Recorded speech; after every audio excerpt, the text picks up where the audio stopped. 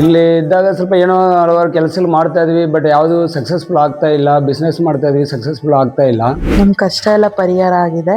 So ಬರ್ತಾ ಇದೀವಿ, 20 ವರ್ಷದಿಂದನೂ ಬರ್ತಾ ಇದೀವಿ.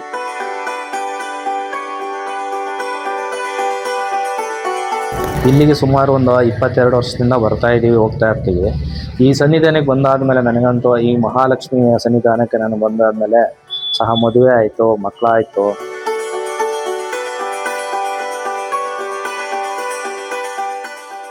ಅಂದು ಗೊರವನಹಳ್ಳಿಯಲ್ಲಿ ಉಗಮಗೊಂಡ ಲಕ್ಷ್ಮೀದೇವಿಯ ಕತೆ ಬಹುತೇಕ ಮಂದಿಗೆ ಗೊತ್ತಿರಬಹುದು. ಹಲವರು ಗೊರವನಹಳ್ಳಿಗೆ ಹೋಗಿ ಸತ್ಯವುಳ್ಳ ದೇವಿಯ ದರ್ಶನವನ್ನು ಪಡೆದಿರಬಹುದು. ಅಂಥವರಿಗೆ ನಾವು ಹೇಳೋದಕ್ಕೆ ಏನೂ ಇಲ್ಲ. ಆದರೆ ನಮ್ಮ ಬೆಂಗಳೂರಿನಲ್ಲಿಯೇ ಗೊರವನಹಳ್ಳಿಯಂತೆ ಉದ್ಭವ ಲಕ್ಷ್ಮೀ ದೇವಸ್ಥಾನವೊಂದು ಇರೋದು ಬಹಳ ಮಂದಿಗೆ ತಿಳಿದಿರಲಿಕ್ಕಿಲ್ಲ. ಬೆಂಗಳೂರು ಉತ್ತರ ತಾಲೂಕಿನ ದಾಸನಪುರ ಹೋಬಳಿಯ ಮಹಿಮಣ್ಣನ ಪಾಳ್ಯದಲ್ಲಿ ಬರುವ ಲಕ್ಷ್ಮೀ ಲೇಔಟ್ನಲ್ಲಿ ಹುತ್ತದೊಂದಿಗೆ ಉದ್ಭವ ಶಿಲಾಮೂರ್ತಿಯಾಗಿ ನೆಲೆಸಿರುವ ಶ್ರೀದೇವಿಯನ್ನು ನೋಡಲು ಎಲ್ಲೆಲ್ಲಿಂದಲೋ ಭಕ್ತರು ಆಗಮಿಸುತ್ತಾರೆ. ಇಲ್ಲಿ ಇದ್ದಾಗ ಸ್ವಲ್ಪ ಏನೋ ಹಲವಾರು ಕೆಲಸಗಳು ಮಾಡ್ತಾ ಇದ್ವಿ, ಬಟ್ ಯಾವುದು ಸಕ್ಸಸ್ಫುಲ್ ಆಗ್ತಾ ಇಲ್ಲ. ಬಿಸ್ನೆಸ್ ಮಾಡ್ತಾ ಇದ್ವಿ, ಸಕ್ಸಸ್ಫುಲ್ ಆಗ್ತಾ ಇಲ್ಲ. ಬಟ್ ನಮ್ಮ ಫ್ರೆಂಡ್ ಒಬ್ಬರು ಹೇಳಿದ್ರು, ಸ್ನೇಹಿತರು, ತುಂಬ ಹತ್ತಿರ ಆತ್ಮೀಯರವರು. ಸರ್ ಅವ್ರು ಹೇಳಿ ಕಳಿಸ್ರಿ, ಇಲ್ಲಿ ದೇವಸ್ಥಾನಕ್ಕೆ ಹೋಗಿ ಒಳ್ಳೇದಾಗುತ್ತೆ ಅಂತ ಹೇಳಿದ್ರು. ಬಟ್ ನಮ್ಮ ಫ್ರೆಂಡು ಲೋಕೇಶ್ ಅಂತ ಅವ್ರ ಮನೆ ದೇವರಂತ ಇದು. ಬಟ್ ಇಲ್ಲಿಗೆ ಹೋಗಿ ಬರ್ರಿ, ಎಲ್ಲ ಒಳ್ಳೇದಾಗುತ್ತೆ ಅಂತ ಹೇಳಿದ್ರು. ಸೊ ಅದಕ್ಕೋಸ್ಕರ ಬಂದಿದ್ವಿ. ಒಳ್ಳೇದು ಆಗಬೇಕು ಅಂತಲೇ ಬಂದ್ವಿ, ನಂಬಿಕೆ ಇಟ್ಕೊಂಡು ಅಮ್ಮನ ಮೇಲೆ. ಬಟ್ ಇಲ್ಲಿ ಒಂದು 10 ವರ್ಷಕ್ಕೆ ಮುಂಚೆ ಬಂದಿದೆ, ಒಂದು ಸಲ ಬಂದಿದೆ, ಗ್ಯಾಪ್ ಬಿಟ್ಟೋಯ್ತು. ಪುನಃ ಅಮ್ಮ ಕರ್ಸ್ಕೊಂಡೋಯ್ತು, ಇಲ್ಲಿಗೆ ಬಂದಿದ್ವಿ. ಬಟ್ ಚೆನ್ನಾಗಿ ಆಗುತ್ತೆ, ಒಳ್ಳೇದು ಆಗುತ್ತೆ ಅಂತಲೇ ಬಂದಿದ್ವಿ, ಆಗುತ್ತೆ ಅಂತಲೇ ನಂಬಿಕೆ ಇಟ್ಕೊಂಡು ಬಂದಿದ್ದೀವಿ. ನಮ್ಮ ಕಷ್ಟ ಎಲ್ಲ ಪರಿಹಾರ ಆಗಿದೆ. ಸೊ ಬರ್ತಾ ಇದೀವಿ, 20 ವರ್ಷದಿಂದನೂ ಬರ್ತಾ ಇದೀವಿ. ನಿಮ್ಮ ಅನುಭವ ಹೇಳ್ಕೊಳ್ಳಿ, ಇಲ್ಲಿ ಏನೆಲ್ಲ ಆಗಿದೆ, ಇಲ್ಲಿ ಬಂದ್ಮೇಲೆ ಈ ಕ್ಷೇತ್ರಕ್ಕೆ ಬಂದ್ಮೇಲೆ ನಿಮ್ಗೆ ಏನೆಲ್ಲ ಎಲ್ಲ ಚೆನ್ನಾಗಾಗಿದೆ ಸರ್. ನಮ್ಗೆ ಎಲ್ಲ ರೀತಿ ಚೆನ್ನಾಗಿ ಅನ್ಸಿದೆ.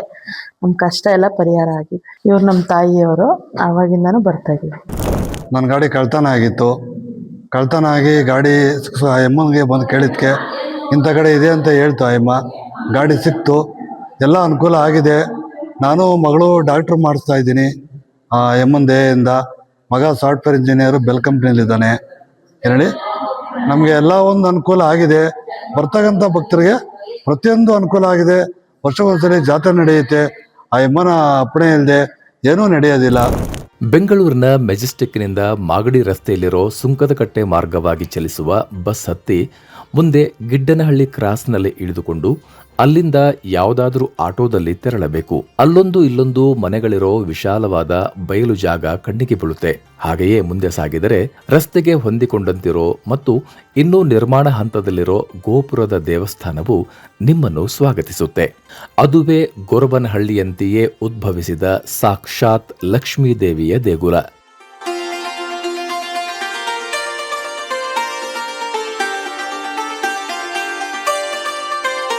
2001ರಲ್ಲಿ ಆದಿಚುಂಚನಗಿರಿ ಮಠದ ಅಂದಿನ ಶ್ರೀ ಬಾಲಗಂಗಾಧರನಾಥ ಸ್ವಾಮೀಜಿಯವರೇ ಬಂದು ಈ ದೇವಸ್ಥಾನದ ಉದ್ಘಾಟನೆಯನ್ನ ನೆರವೇರಿಸಿದ್ದು ಅಂತ ಗೋಡೆ ಫಲಕದಿಂದ ಗೊತ್ತಾಗುತ್ತೆ. ಆದರೆ ಅದಕ್ಕೂ ಮುನ್ನವೇ ಇಲ್ಲಿ ನೆಲೆ ನಿಂತ ಅಮ್ಮನವರ ಮಹಿಮೆ ಎಂಥದ್ದು ಅಂತ ಸುತ್ತಮುತ್ತಲ ಜನರ ಅರಿವಿಗೆ ಬಂದದ್ದು ಸುಳ್ಳಲ್ಲ.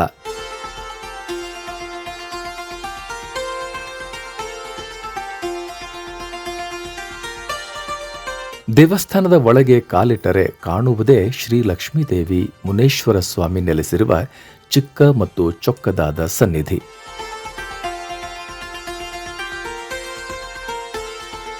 ಇವರೇ ಬಂದ ಭಕ್ತರ ಕಷ್ಟಗಳನ್ನು ಆಲಿಸಿ ತಕ್ಷಣವೇ ವಾಗ್ದಾನ ರೂಪದಲ್ಲಿ ಪರಿಹಾರ ನೀಡುವ ಮತ್ತು ಲಕ್ಷ್ಮೀ ದೇವಿಯನ್ನು ಒಲಿಸಿಕೊಂಡಿರೋ ಶಾರದಮ್ಮ. ಅಂದ್ರೆ ಆ ಕಾಲು ಪ್ರಸಾದ ಕೊಟ್ಬಿಡ್ತೀನಿ, ತಗೊಂಡೋಗಿ ಕುಡಿಸ್ಬಿಡು. ಅವರು ದಾಗದ್ರು 3 ತಿಂಗಳು ಡಿಲಿವರಿ ಅಂದ್ರೆ ನಾನು 8 ದಿನದ ಡಿಲಿವರಿ ಅಂತ ಹೇಳ್ಬಿಡ್ತೀನಿ, ಸುಳ್ಳು ಹೊತ್ಕೊಂಡ್ಬಿಡ್ತೀನಿ. ಅವೇನ ಮತ್ತೆ ದರ್ಶ ಮಕ್ಕಳಿಲ್ಲ. ಇವಾಗ ಏಕ್ ನಿಂತದೆ, ಆಸ್ಪತ್ರೆಗೆ ಹೊಂದಿದ್ದೆ ಅಂತ ಹೋದ್ರೆ ನಿರುಸಕ್ತಿ, ಏನು ತೊಂದರೆ ಇಲ್ಲ ಅಂತ ಹೇಳವ್ರೆ. ನನಗ್ ಬರೋದ್ ಮುಂದೆ 5-6 ವರ್ಷ ಎಷ್ಟು ಆಸ್ಪತ್ರೆ ಬಾಗಿದೆ, ಮುಂದಕ್ಕೆ ಹೋದ್ರು ಮಕ್ಕಳಿಲ್ಲ. ಈ ತಿಂಗಳು ಬಿಟ್ಟು ಮುಂದೆ ತಿಂಗಳು ಡೇಟ್ ನ್ಯೂಸ್ ಕೊಡ್ತೀನಿ ಅಂತ ನಿಮಗ್ ನ್ಯೂಸ್ ಕೊಟ್ಟಿದ್ದೀನಿ. ಇವಾಗ ಡಾಕ್ಟರ್ ಹತ್ರ ಮುಂದಕ್ಕೆ ಹೋದ್ರು ಕಾಲಾಡ್ತಾ ಕೈಯಾಡ್ತಾ ಮಗ ಹೊಟ್ಟೆಗೆ ಹಾಕಿದ್ದೀನಿ. ಅದನ್ನ ಸುಧಾರಣೆ ಮಾಡಕ್ ನಂಗೆ ಗೊತ್ತಾಗಲ್ವೇ ನಮ್ಮನ್ನೇ.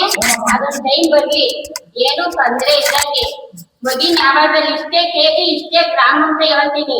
ನಾರ್ಮಲ್ ಆದ್ರೆ ನಾರ್ಮಲ್ ಅಂತೀನಿ, ಇಲ್ಲ ಸಿಜಾರಿಂಗ್ ಆದ್ರೆ ಸಿಜಾರಿಂಗ್ ಅಂತೀನಿ. ನೀವು ತೋರಿಸಿರೋ ಆಸ್ಪತ್ರೆ ಬಂದ ಮೂಲೆನಾ ಈವಾಗ್ಲಿ ಏನು ತೊಂದರೆ ಇಲ್ಲ. ನಾನ್ ನಡ್ಸ್ಕೊಂಡು ಒಂದ್ ದಿವ್ಸ ಕೊಟ್ಟು ಮುಂದಕ್ಕೆ ಎಲ್ಲ ಹೋಯ್ತೀನಿ, ಚಿಂತೆ ಮಾಡ್ಬೇಡ. ಹೀಗೆ ಮೈಮೇಲೆ ದೇವಿಯನ್ನು ಆಹ್ವಾನ ಮಾಡಿಕೊಂಡು ವಾಗ್ದಾನ ಕೊಡುವ ಶಾರದಮ್ಮ ಮತ್ತು ಇವರ ಪತಿ ತಿಮ್ಮಪ್ಪ ಅವರು ಕೂಡ ಓದು ಬರಹ ಬಲ್ಲವರಲ್ಲ. ಶಾಲೆಯ ಮೆಟ್ಟಿಲನ್ನೇ ತುಳಿಯದ ಇವರು ಈಗ್ಗೆ 35 ವರ್ಷಗಳ ಹಿಂದೆ ಇಟ್ಟಿಗೆ ಹೊರುವ ಕೆಲಸ ಮಾಡಿಕೊಂಡಿದ್ದ ಒಂದು ತೀರ ಬಡ ಕುಟುಂಬ ವರ್ಗಕ್ಕೆ ಸೇರಿದವರು. ಒಂದು ದಿನ ಇಲ್ಲಿನ ಕೆರೆಯೊಂದರಲ್ಲಿ ದಂಪತಿ ಕೂಲಿ ಕೆಲಸದ ಮೇಲೆ ನೆಲವನ್ನು ಅಗೆಯುತ್ತಿದ್ದಾಗ ಕಪ್ಪನೆಯ ಕಲ್ಲೊಂದು ಮೇಲಕ್ಕೆದ್ದು ಕಾಣುತ್ತೆ. ದೃಷ್ಟಿ ಹರಿಸಿ ನೋಡಿದಾಗ ಅದು ಹೆಣ್ಣು ದೇವತೆಯ ಮೂರ್ತಿಯಂತೆ ತೋರುತ್ತಿರುತ್ತೆ. ನಮಗ್ಯಾಕೆ ಬೇಕು ಇದೆಲ್ಲ ಅಂತ ಭಾವಿಸಿದ ಈ ದಂಪತಿ ಅಲ್ಲಿಂದ ಕಾಲ್ಕೀಳುತ್ತಾರೆ.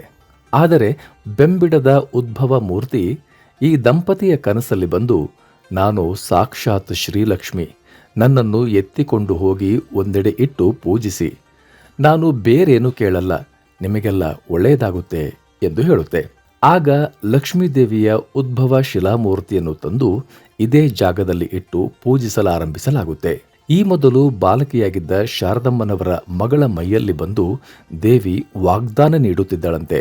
ಬಾಲಕಿ ಋತುಮತಿಯಾದ ಬಳಿಕ ಮತ್ತು ಕೆಲ ವರ್ಷಗಳ ನಂತರ ಮಾಗಿದ ಶಾರದಮ್ಮನವರ ಮೈಯಲ್ಲಿ ಬಂದು ದೇವಿ ವಾಗ್ದಾನ ನೀಡೋದನ್ನ ಮುಂದುವರಿಸುತ್ತಾಳಂತೆ. ಆ ಬಳಿಕ ಇಲ್ಲಿ ನಡೆದದ್ದೆಲ್ಲವೂ ಒಂದು ಪವಾಡವೇ ಸರಿ. ಬಹುಕಾಲದಿಂದಲೂ ಈ ದೇವಿಗೆ ನಡೆದುಕೊಳ್ಳುತ್ತಿರೋ ಅನೇಕ ಭಕ್ತರಿಗೆ ಅಮ್ಮನ ಸಂಪೂರ್ಣ ಅನುಗ್ರಹ ಸಿಕ್ಕ ಪರಿಣಾಮವೋ ಏನೋ, ಲಕ್ಷ್ಮೀದೇವಿಯ ಮಹಿಮೆಯು ಒಬ್ಬರ ಬಾಯಿಂದ ಮತ್ತೊಬ್ಬರ ಬಾಯಿಗೆ ಹರಿದು ಜನ ಸೇರುವಂತಾಗಿದೆ.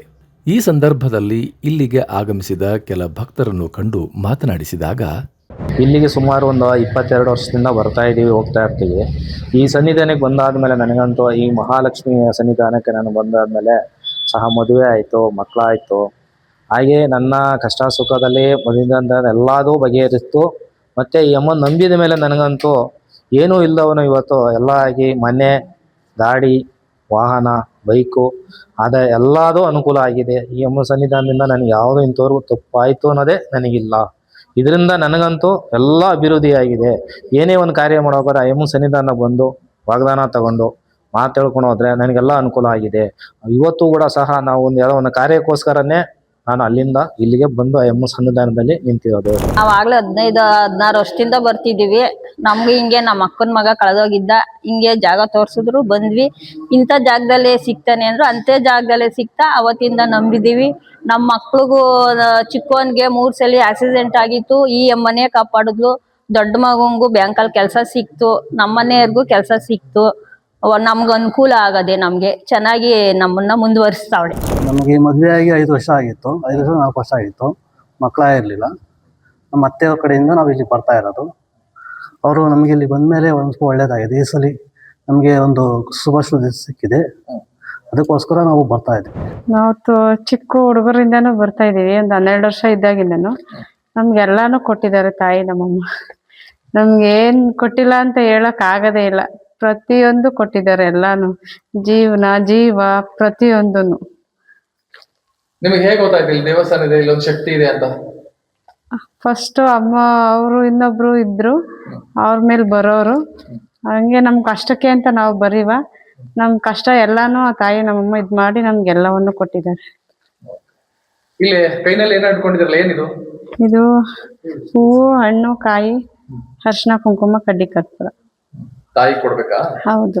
ಇಲ್ಲಿ ಬಂದು ಏನೆಲ್ಲ ಪೂಜೆ ಮಾಡ್ಬೇಕು, ಹೇಗ್ ಮಾಡ್ಬೇಕು ಒಂಚೂರು ಹೇಳ್ಕೊಡಿ. ನಾವು ಈ ತಂದಿರೋದನ್ನೆಲ್ಲ ಅಮ್ಮಂಗೆ ಅರ್ಪಣೆ ಮಾಡ್ತೀವಿ, ಪೂಜೆ ಮಾಡ್ತಾರೆ, ಮಂಗಳಾರತಿ ಮಾಡ್ಕೊಡ್ತಾರೆ. ನೋಡಿದಿರಲ್ಲ, ಭಕ್ತಿಯಿಂದ ಬಂದು ಬರೀ ಹೂವು ನಿಂಬೆಹಣ್ಣು ತಂದು ಕೈ ಮುಗಿದು ಕೇಳಿಕೊಂಡರೆ ಸಾಕು, ಈ ಲಕ್ಷ್ಮೀದೇವಿಯ ಕೃಪಾ ಕಟಾಕ್ಷ ಗ್ಯಾರಂಟಿ. ಹಾಗಾದರೆ ತಡವೇಕೆ?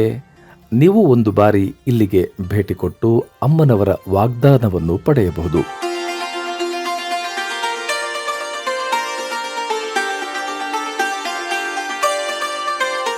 ಈ ವಿಡಿಯೋ ನಿಮಗೆ ಇಷ್ಟವಾದರೆ ಲೈಕ್ ಮಾಡಿ, ಶೇರ್ ಮಾಡಿ ಮತ್ತು ನಮ್ಮ ಚಾನಲನ್ನು ಈಗಲೇ ಸಬ್ಸ್ಕ್ರೈಬ್ ಮಾಡಿ. ಜೊತೆಗೆ ಬೆಲ್ ಬಟನ್ ಒತ್ತೋದನ್ನು ಮರೆಯಬೇಡಿ. ಧನ್ಯವಾದಗಳು.